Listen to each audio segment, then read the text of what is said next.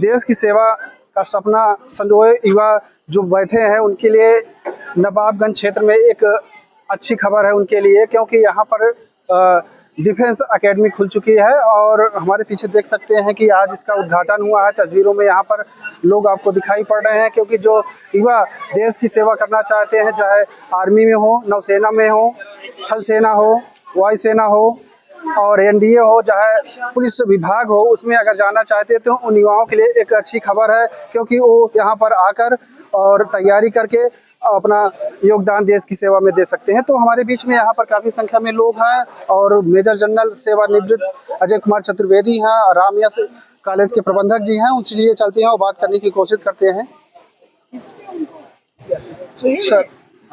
Sir आज का कार्यक्रम क्या रहा सर? आज का कार्यक्रम तो आपको मालूम है कि क्या क्या रहा, लेकिन हाँ ये है जो मैं यहाँ का जो विश्वविद्यालय जो विद्यालय है, महाविद्यालय, इसके प्रबंधन को मैं बहुत बहुत साधुवाद देता हूँ, क्योंकि मेरे विचार से किसी भी देश की असली ताकत उसकी इंटेलेक्चुअल ताकत है, बाकी सब वर्चुअल ताकत है, और उसको सृजन करना, उसको चैनलाइज करने का काम ये विद्यालय कर रहा है। एंड वो भी कहाँ, एक रूरल सेटिंग में। वो अपने आप में एक बहुत बड़ी उपलब्धि है, क्योंकि देश की असली ताकत हमारे गाँव में ही है। जो आप गांधी जी का आप विचार देखो, वो कहते थे गाँव का प्रगति होनी चाहिए, देश अपने आप प्रगति कर जाएगा। ये सर अभी आपको सुना क्रिकेट की बात आप कर रहे थे कि जो पहले क्रिकेटर निकलते थे तो दिल्ली, कोलकाता, मुंबई से निकलते थे, और उसी पे जो नेशनल डिफेंस एकेडमी खुली है नवाबगंज क्षेत्र में, प्रयागराज में, तो क्या आपको लगता है कि ग्रामीण क्षेत्र से भी बच्चे देश की सेवा के लिए निकलेंगे? असली ताकत तो यही है। शहर के लड़के आएंगे शहर में। आप शहर में रहते हो, गाँव में रहते हो? गांव में रहते हैं। शहर में आप देखिए कि वो बच्चा जिस दिन पैदा बाद में होता है, जब उसको स्कूल जाने को होता है, माता जी उसका झोला खुद लेके बस तक जाएंगी छोड़ने, पानी की बोतल होगी वो देंगी, वो ड्राइवर से कहेंगी देखो बच्चे की जेब में मैंने एक टेलीफोन नंबर रख दिया, कोई दिक्कत होने से कर देना, सड़क के बाईं तरफ उतारना। आपकी माता जी ने कभी आपके साथ ऐसा किया था? नहीं किया होगा। तो जो ताकत आती है वो अपने आप अनुभव करने से आती है। तो जब आप ये करेंगे, और वो गांव के बच्चों में आ सकती है, हार्डी होते हैं, क्योंकि आप हर जगह तो मोटरसाइकिल से जा नहीं रहे हो, पैदल बहुत सी जगह जा रहे हो, बहुत सी जगह साइकिल से जा रहे हो। तो जो शुरू से जो एक्सरसाइज करने की जरूरत है वो आपको आती है, ऑलरेडी आती है। हमारे यहाँ फौज में ये वैभव बताएंगे, पिछले कुछ सालों में स्ट्रेस फ्रैक्चर खूब हो रहे हैं बच्चों के। स्ट्रेस फ्रैक्चर होता है, नॉर्मल फ्रैक्चर नहीं है। आपकी जो लिगामेंट है वो टियर हो जाता है, क्योंकि वो आदत ही नहीं है। जिस दिन पैदा बाद में वो स्कूटी पे पहले चलने लगा। अगर आप पहले ज़माने में तो किसी को नहीं होता था, हम लोगों मैंने भी ट्रेनिंग की है, कोई नहीं होता था, क्योंकि जो गांव का बच्चा था वो हार्डी होता है, वो अभावों से में इनोवेशन करना सीख जाता है। जो अनुभव सीखता है वो सीख जाता है। हमारी फौज के आधे से ज़्यादा अनुभव जवानों के दिए हुए हैं, जो इनोवेशंस हैं। तो उसके लिए गांव में ये अकेडमी बनना ये बहुत ही मुफीद है, ये बहुत बढ़िया आइडिया है। And I am sure this will help lot of people from villages to come up to the standard which is needed for Indian armed forces. Sir देश की सेवा आप कर चुके हैं, मेजर जनरल भी रह चुके हैं। सर जो युवा सोच रहे हैं कि मैं फौज में भर्ती हो जाऊं, क्या उनके लिए जरूरी रहेगा, क्या क्या वो कर सकते हैं जिससे वो देश की सेवा? मानसिक, शारीरिक, जो आपका जो है मजबूती, दो चीज़ें। ज्ञान, आपका मानसिक के लिए आपको ज्ञान की बहुत ज़रूरत है।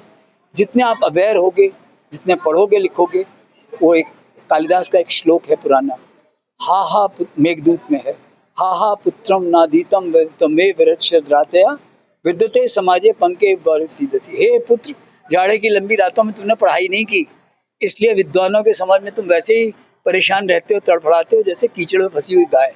अगर आप गाय बनना चाहते हैं तो आपकी मर्जी है।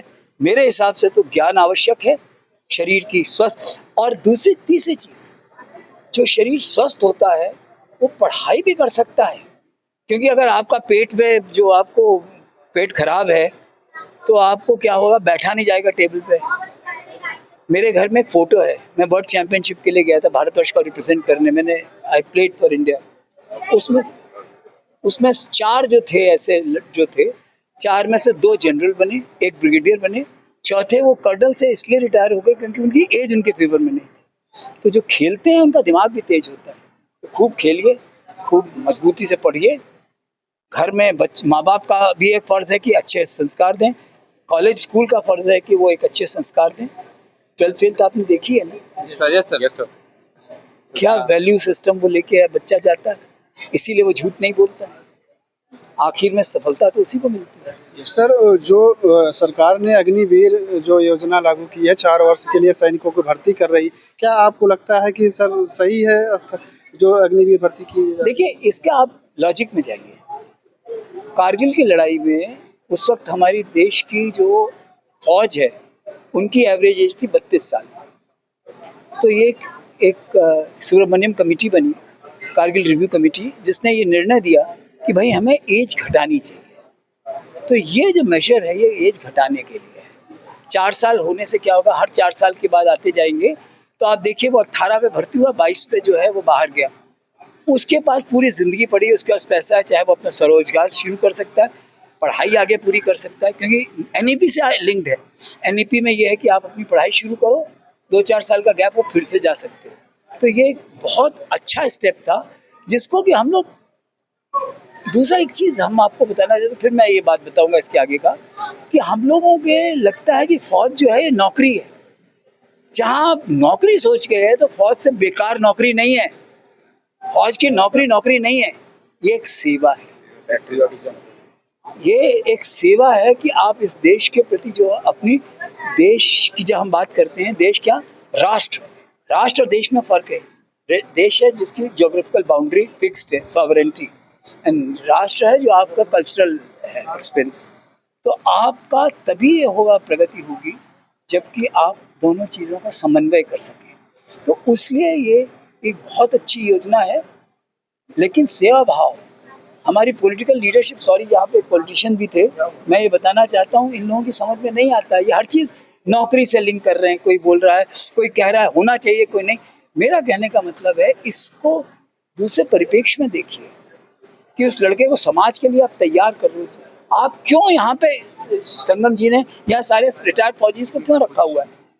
कुछ तो होगा इनमें जिसके लिए इन्होंने रखा है, क्योंकि वो अपने साथ एक डिसिप्लिन लेके आते हैं, अपने साथ एक कमिटमेंट लेके आते हैं, अपने साथ एक सिंसियरिटी का जज्बा लेके आते हैं। वो 4 साल में वो अग्निवीर सीख के जाएंगे। सर, कुछ युवाओं से मैं बात किया था, तैयारी करते थे बाग में, तो लोग युवा कह रहे थे कि यार 4 साल की हो गया है, अब इसमें हम जाने का मन नहीं करता, अब दूसरी तरफ से हम लोग आजमाइश किस्मत के। भाई ऐसा है, जो नहीं जाना चाहते कोई बात नहीं, ये तो अपनी चॉइस है। नहीं जाना चाहते तो कोई जरूरी थोड़ी कि फौज में जाके तुम देश की सेवा करने, वहां पे जाके जो देश की सेवा करने के लिए सड़क पे जो झाड़ू लगाता है वो कम सेवा कर रहे हैं? क्या आप जो एक जर्नलिस्ट होके क्या देश की सेवा कम कर रहे हैं? क्या संगम जी रिटायरमेंट के बाद एक कॉलेज बना रहे हैं तो क्या कोई कम सेवा कर रहे हैं? हर कोई देश की प्रगति में योगदान दे रहा है अपने अपने क्षेत्र में। 4 साल का जो लॉजिक समझो कि 4 साल के बाद जब वो लड़का निकल के आएगा, उसको अश्योर्ड है कई जगह पे, चाहे वो CAPF हो, चाहे कुछ दूसरी कंपनियां, और 22 साल की उम्र में वो अपने फिर से पूरी पढ़ाई पूरी कर सकता है नए सिरे से जिंदगी। क्योंकि वो जो वैल्यूज लेके आया वो तो कम नहीं है, पैसा भी लेके आया कि अपनी पढ़ाई अपने आप को फंड कर सकता है। उसको अपने माँ बाप पर डिपेंड नहीं होना है कि भाई तुम आज के कॉलेज में आप जाइए, फीस कितनी 40-50 हज़ार लगती है, इससे कम क्या लगती है? तो 12 लाख लेके जा रहा है। और बाकी जो उसने कमाया, जो वैल्यू लेके गया वो अलग से, तो उसमें उसकी पढ़ाई पूरी हो जाएगी आगे जीवन में। तो ये सोचना कि भाई हर चीज़ को इससे लिंक करना कि नौकरी नहीं, फौज बिल्कुल ये वॉलंटरी है। आपका मन है तो आइए, नहीं है तो मन नहीं आइए।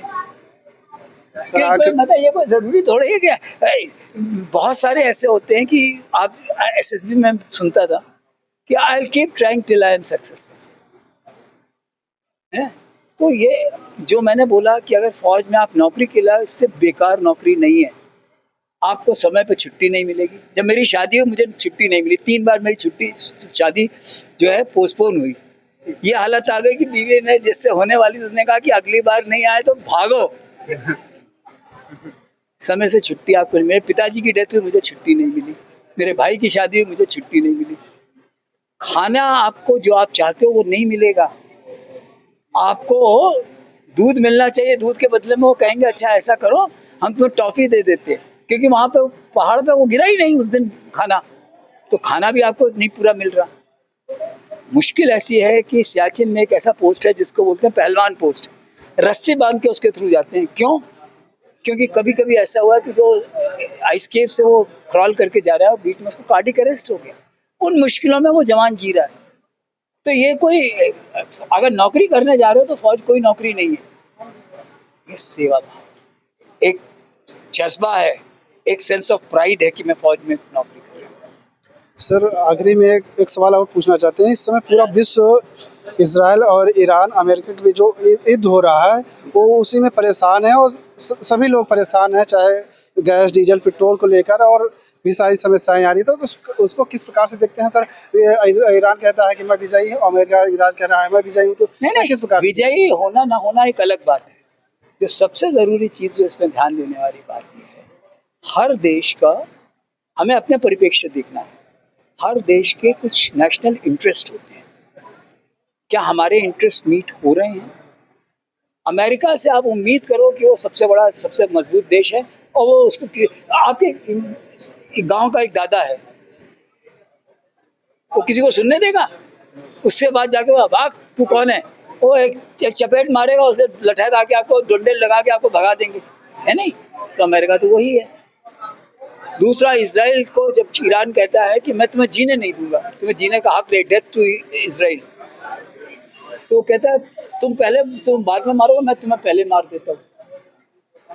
हमारा क्या इंटरेस्ट है? हमारा करीब 200 बिलियन डॉलर का ट्रेड यूएस से है, 200 बिलियन का डॉलर का ट्रेड हमारा अरब कंट्रीज से है, जिसमें कि हमारे जो ये देश हैं 1 करोड़ लोग हमारे वहाँ हैं, जो सबसे ज़्यादा हमारी रेमिटेंसेस वहाँ से है। लेकिन ईरान के साथ हमारे क्या कनेक्ट हैं? सिविलाइजेशनल कनेक्ट है।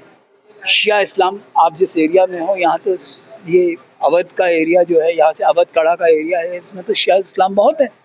आपके हसनैन साहब भी शिया हैं, तो क्या हम शिया से अपने को डिटैच कर सकते हैं? नहीं कर सकते। दूसरा, चाबहार पोर्ट से जो एक रास्ता आगे जाती है, NSTC कहलाता है, वो जो है वो बहुत इंपॉर्टेंट है हमारे लिए। तो ईरान हमारी मैकेनिक्स में, सिक्योरिटी मैकेनिज्म में बहुत इंपॉर्टेंट है। तभी हम लोग जो है दोनों को बराबर बनाए रखें, और ये लड़ाइयाँ तो चलती रहेंगी। कोई हथियार बेच रहा है, अमेरिका क्यों कर रहा है? सब जगह लड़ाइयाँ हो रही है क्योंकि उसकी इकोनॉमी नीचे जा रही है, वो अपने हथियार बेच रहा है। क्योंकि पहली 5 बड़ी कंट्री जो है वो 5 कमियाँ उसकी हैं। दूसरा क्या है कि चीन उससे जो ऑयल खरीद रहा था वो युआन में खरीद रहा था, तो डी डॉलराइजेशन हो जाएगा। डॉलर अगर खत्म हो गया तो अमेरिका खत्म हो जाएगा। तो इसलिए तुम लड़ाई की।